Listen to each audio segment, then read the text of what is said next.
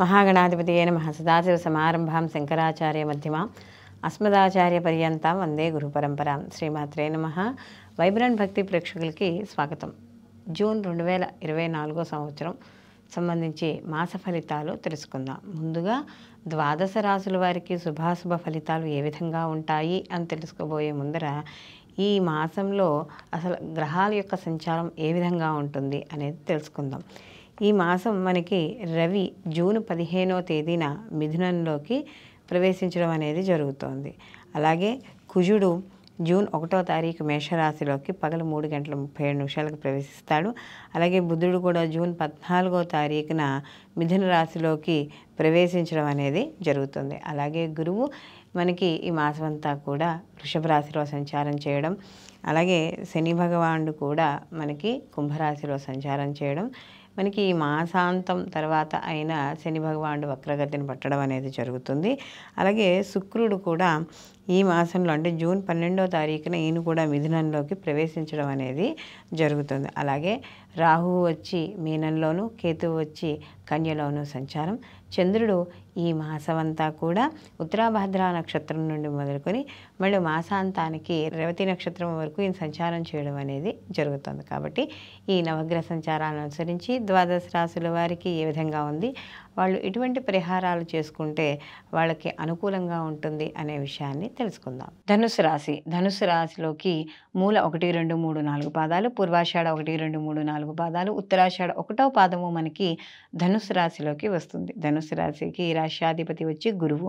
అయితే వీళ్ళకి జూన్ మాసంలో ఎలా ఉండబోతోంది ధనుసు రాశి వాళ్ళకి అని కానీ చూసుకుంటే, వీళ్ళకి విద్యార్థులు ఎవరైతే ఉన్నారో వాళ్ళు కొంచెం కష్టపడాల్సి వస్తుంది. అంటే వాళ్ళు ఐటీ రంగంలో వాళ్ళు కావచ్చు, సాహిత్య రంగాల్లో కావచ్చు, ఎవరైనా ఉన్నారో వాళ్ళందరూ కూడా కొంత అవకాశాల కోసం ఎదురు చూడడం అనేది జరుగుతుంది. అయితే ఆర్థికపరమైన విషయాల్లో మాత్రం వీళ్ళకి చాలా అనుకూలంగా ఉంది.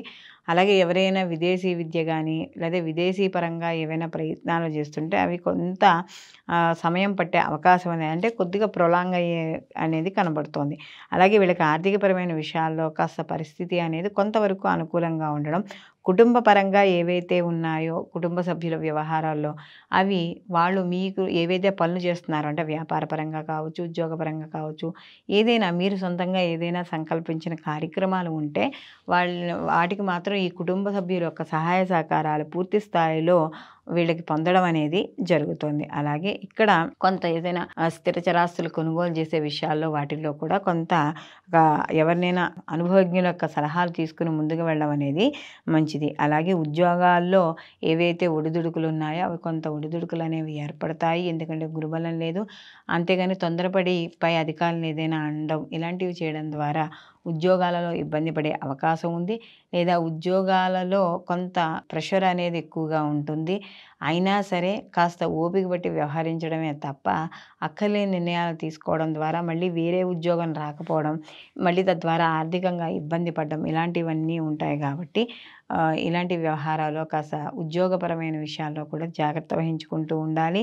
అలాగే ఏదైనా ఆర్థికపరమైన విషయాల్లో అంటే పెట్టుబడులు పెట్టే విషయాల్లో కావచ్చు, లేకపోతే ఏదైనా తొందరపడి ఏదైనా ఒక నాణ్యత లేని వస్తువులు, విలువైన వస్తువులు కొనుక్కోవడం ఇలాంటివి జరుగుతూ ఉంటాయి. కాబట్టి అలాంటి విషయాల్లో కాస్త ఇబ్బంది పడతారు. అలాగే మీరు మాట్లాడేటప్పుడు ఎదురు వాళ్ళకి నచ్చకపోవడం, లేదా మీరు అప్పటి వరకు సన్నిహితులు అని అనుకున్న వాళ్ళు మీకు కొద్దిగా దూరంగా ఉండడం ఇవన్నీ కూడా కొంత ఇబ్బందిని కలిగిస్తూ ఉంటాయి. ఎందుకంటే అప్పటి వరకు మన మిత్రులా మన చుట్టూరానే తిరిగి కొద్దిగా ఎందుకో దూరంగా ఎడంగా వెళ్ళిపోతే కొంత బాధ అనిపిస్తుంది కదా. కాబట్టి ఇలాంటి వ్యవహారాలు కొంత మానసిక ప్రశాంతతని దూరం చేయడం అనేది జరుగుతుంది. కాబట్టి ధనుసు రాశి వాళ్ళకి రాజకీయ రంగాల్లో ఎవరైతే ఉన్నారో వాళ్ళందరికీ కూడా సామాన్యంగానే ఉంది.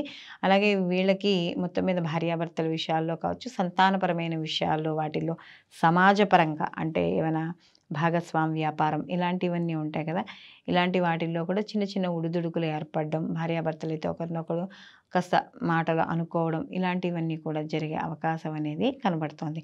ఏవైనా దూర ప్రయాణాలు అలాంటివి చేసేటప్పుడు కాస్త జాగ్రత్త వహించుకుంటూ అంటే ఆర్థికంగా పరంగా, ఆరోగ్యపరంగా, ప్రయాణాల పరంగా కూడా జాగ్రత్త వహించుకుంటూ ఉండడం అనేది మంచిది. మొత్తం మీద ఈ రాశిలో ఎవరైతే అన్ని రంగాల్లో ఉన్న వాళ్ళకి కూడా సామాన్యమైన ఫలితాలే గోచరిస్తున్నాయి.